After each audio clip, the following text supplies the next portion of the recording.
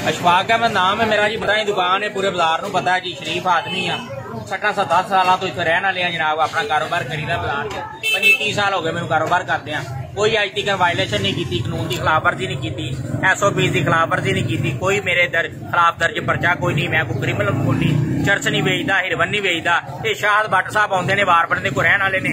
ये AC साहब का कह के सानू जनाब बह के ब्लैकमेल करते हैं। AC साहब को कह के मैं जी कर देंगा, AC साहब को कह के मैं इंज कर देंगा, नहीं तो मैनू को माल पानी लाओ।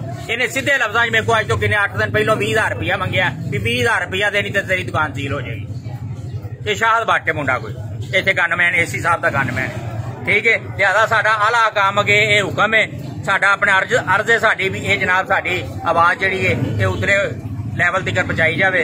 खान साहब भी सुनते पे ने, असीं भी PTI नूं वोट दिता है। इहदा ये मकसद नहीं है भी सानू दलील किया जाए भी लोकी पुलिस वाले साडे को 20,000 रुपया आके मंगन, असीं किस चीज का दईए। आ थाना पिया तो जनाब रिकार्ड साडा थाने जो जाके पुछ लैन ते साडे खिलाफ कोई एक भी FIR दर्ज होवे, साडे पूरे खानदान ते होवे, ठीक है। ये तो सरासर ज्यादती भी शाहद भट्ट साहब साडे को आके 20,000 रुपया मंगन ते आखन भी अपना तुसीं तिकर काम करो। असीं देन तो इनकार किया, सानू टारगेट बना के साडी दुकान ते थोड़े मार के ते साडी दुकान ते ताले तोड़े गए। इहदा अदाला होना चाहिए।